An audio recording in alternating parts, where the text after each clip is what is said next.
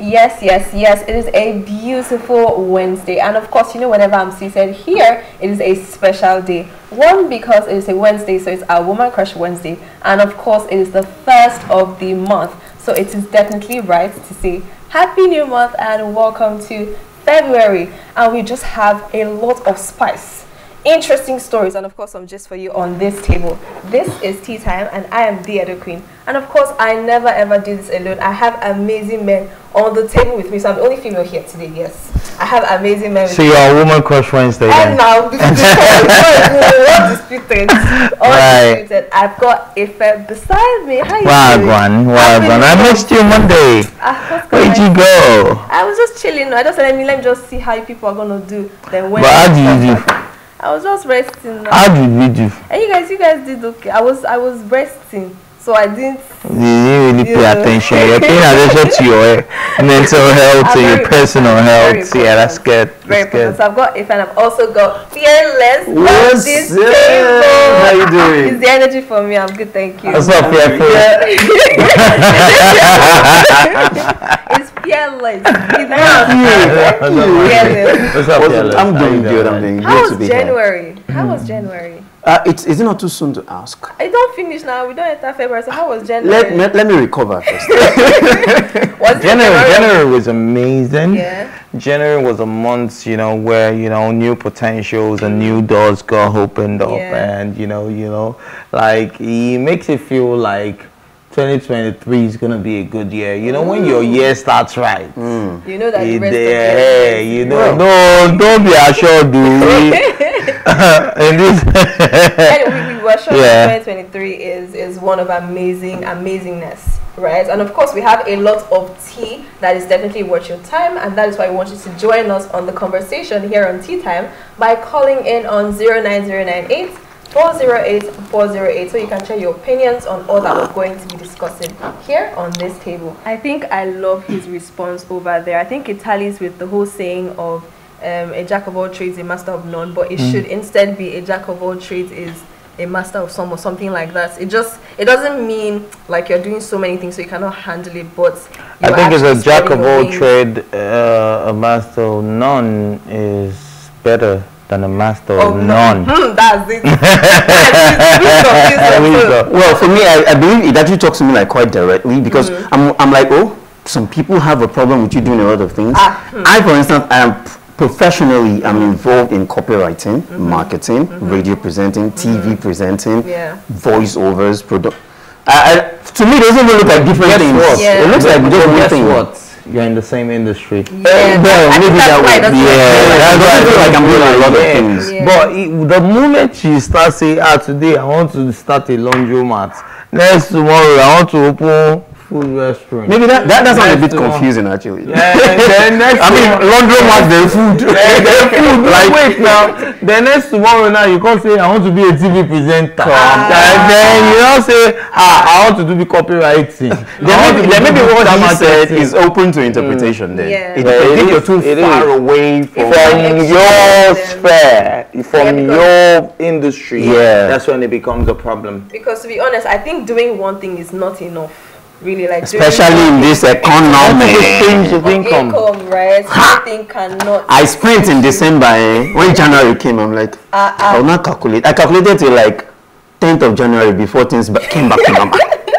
So different streams of income, very important. Definitely very important. This really just makes me think about Valentine coming up soon, and then the fact that people start getting people presents. What kind of presents are we going to get? Now, we also know that people don't sometimes like to give the prices of things we buy, because there's a tendency of this kind of reaction if you're spending too much for something that is, you know, I mean, safety pins. She could have made it herself. She was sounding ridiculous though. $1,400. She really could have. What's designer? Safety pin. Safety pin. Well, it's just the designer. So there are things that, you know, you pay for that are actually valueless. But because they are trending at the moment, people want to see. But this video is a case study. There's nothing you can tell me about those safety pins. Nothing. Because she could have made it herself. No, she could have made it herself, but it wouldn't have been from the brand it was made. Exactly, but it would still give. If it's that see if it's that it's a brand he loves. And you know she can resell. If he wants to resell, he already said whatever happens, don't give me safety pins as present. Thank you. Yeah, if he wants to resell, you know, he has, you know, the money back, and then he's the one selling. You giving me as gift, or it's mine and save my money. It's not your money. So because she has as gift, maybe I'll wear it once or twice. But you don't have to sell gifts though. It's not romantic. I don't say you wear it. It's unfriendly, like. Oh, so but it's also wrong to sell safety pins. See, so you see, this is when I say that, you know, Polish poverty. when I say, you know, I don't even want to take it from that angle. Now, me, I'm taking it from the angle of, you know, when people see women and you're wondering, how did you make all of it? Which way, and everybody's trying to attribute it to a man. It's not necessarily a man. There are a lot of women, they are making this cash money and they're working so hard and they're doing so good for themselves. Are you using this video as a case study though? This particular. I don't know this thing. You just learn this. No, because the video. But you don't seem to be talking from the video because it's a whole different angle. I'm bringing an angle into the video, so you need to stay calm. I know you are fearless, but be careful. Because I don't want to drag anybody. Just be careful of me. What I'm trying to explain to you is that.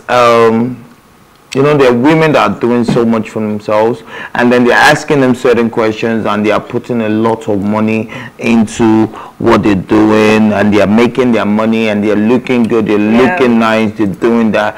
So it's not about poverty alone. It's just about, you know, women putting in the work as well. Look at her. Okay, so I'm going to use that as a case study. Since you want a case study, wait. Before he uses you, you're going to tell us your bank account. Do you agree? Well, let's calm down. Everybody do like this. Because from the video, we saw that they claimed that they were housewives. And they were proud to say it. One of them said she was earning, you know, I think. And they asked them, what do you do?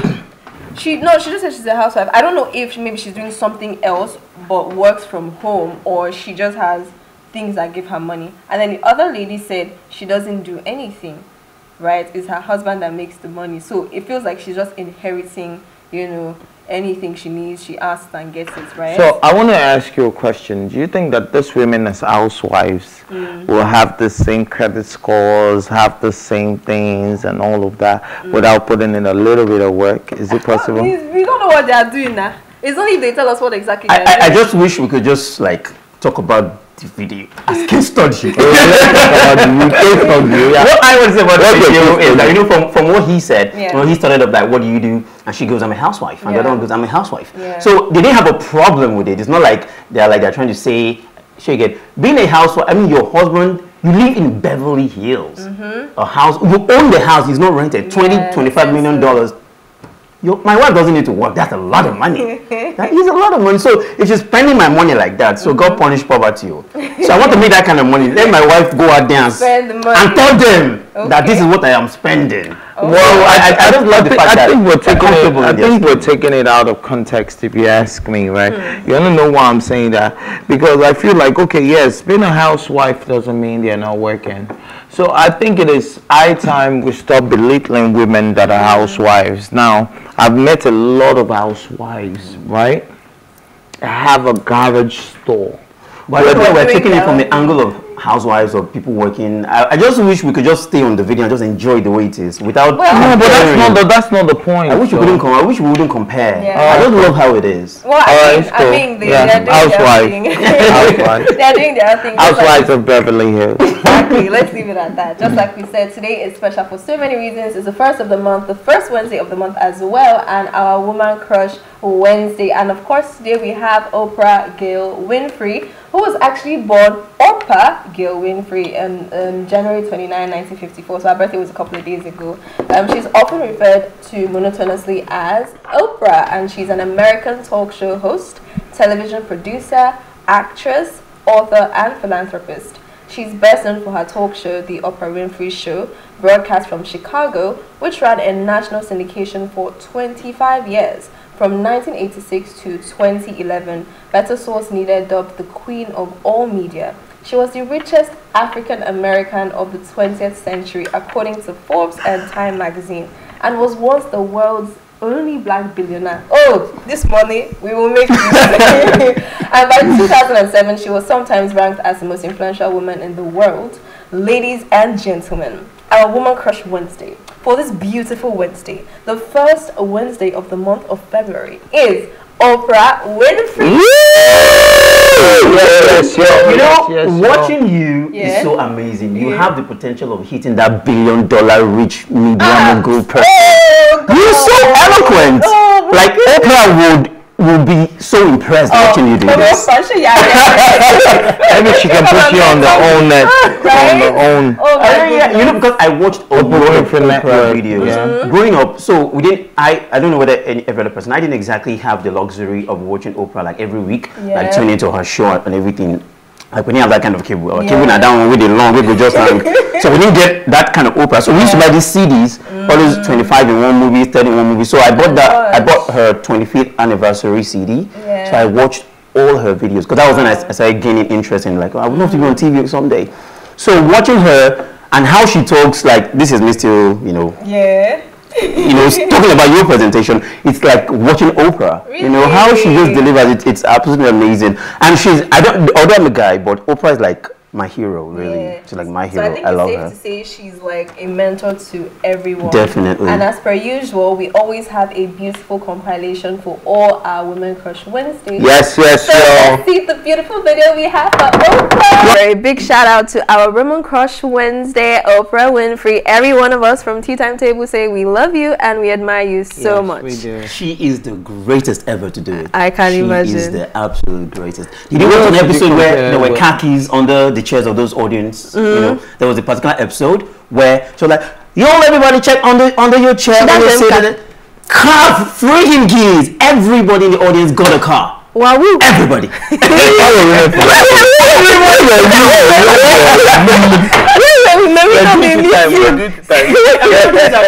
Some Nigerian weddings and stuff, the MCs, you know, they play this prank of, oh, check under your seat for something. I think that was that's where it originated from. Check under your chair for something. Amazing. I mean, she actually had a difficult like upbringing. You know, she lost her mom or something. Oh no, she lost her job at the age of 23. She was even raised by a single mom, and then you know she was abused, got pregnant by 14, and then lost the child as well. So it's just good to see how even in the midst of adversity, she still stood up to say, "I want to make something." Richest woman in the world. Oh, mommy, we say thank you. You're amazing. Yes. Anyways, we've got amazing stories for us today, so we're going to be delving right into it. And now the first story we have for you guys is from Simi. Nigerian singer Simi has delved into the fashion world and she has launched her children's clothing line. It is called The Big Little Company. After the birth of her daughter Deja, I don't know if I pronounce that well. No verse, I'm not Yoruba. Deja Kosoko. Simi was inspired to start a fashion company for children. Now, this trendy, affordable line caters to kids ranging from ages 1 to 10, so that every child can enjoy the unique pieces and the availability and exclusivity online. In a Twitter post, when asked by a fan what inspired her, do you know what Simi said? Tell me. Man shall not live by music alone. Plus, Sapa is real. So, I mean, I think this is so in line with what we had said earlier about diversifying, streams of income. Because even though she might be excelling so well in music, I can say for a fact that there are a lot of people, a lot of these celebrities that we see, they have their other means of incomes. And Jazzy has his own. We don't want to call his brand. No, but we know that they have. They're either doing, some people do like hairlines, some people do food. Taoma has her own stuff. Some people do clothing. Some people do jewelry. Some people do skincare. So now she says she don't want to be left out. She's not going to be left out. She's going to do her own. And now she's doing children. I love the idea because it's very minimalist. You know, Duduke. If I was going to name my child line, I'll just name it Duduke. You know, because you know Duduke did so well, and it was during the time she was pregnant, and you know that made it make a lot of sense. That if you started a child line, just somebody that showed a lot of love to children, made a song for kids. and all of that. I think every pregnant woman now wants to show the care. Yeah. So I think like that's something that, you know, that is actually very, very good for our brand, and I think it's a welcome development. Well, eventually, every celebrity has to get there. Yeah. Because you will not always make money from what made you blue forever. Yeah, that's true. If you're maybe an actress, you're a musician, you're something, that particular thing that brought you out is just an opportunity to have every other thing. It gives you the platform. Look at Oprah that we're talking about, for instance. Oprah started as a TV host. Now she has a movie production company. She has acted. She has a magazine. So you just have to do something. All of that. So I want to ask, like, if you were to start a business of your own, like as a side hustle, what would it be?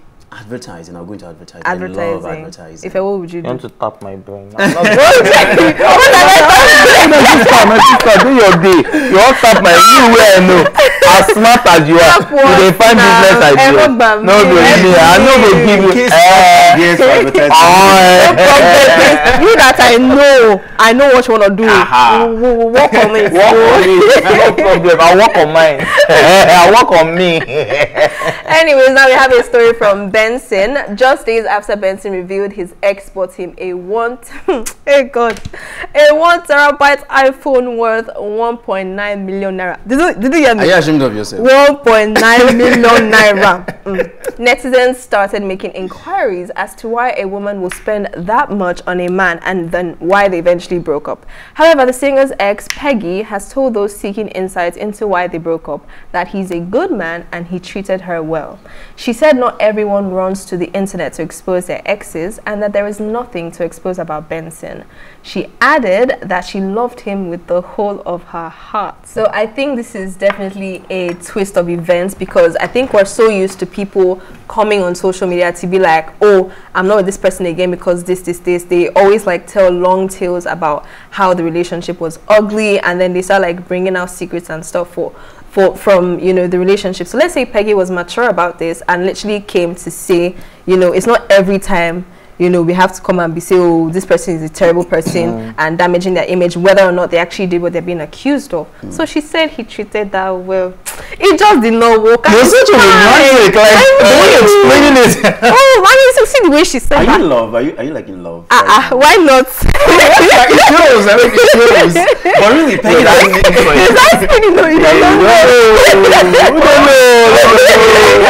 Okay, I hope I find out soon. Don't worry. But really, Peggy doesn't need defending. I mean, she's able to speak for herself. Yes. And she's right about one thing. People are quick to come online to splatter what happened in relationships and say my ex is my ex. But she didn't say a thing. And now she just gifted him something, and that's what people are like. How can you buy a man Frenchy speaking? And she said it. So I think your personality just speaks for who you are, and I think it's good to have a good personality like she does. You don't need to expose anything, just be yourself. And she said it, guys, I'm not from the trenches, don't drag me into your gutter. So she defended herself. I've always said something that all my exes, which they love, right, I don't have bad blood with one thing. Can we, out of curiosity, can I put a number to it? Let me guess. Like orange. No, I'm married. No. I know you went to one. The only number that matters. The initial 20 don't matter. They say the initial it's only one that matters. 2 million.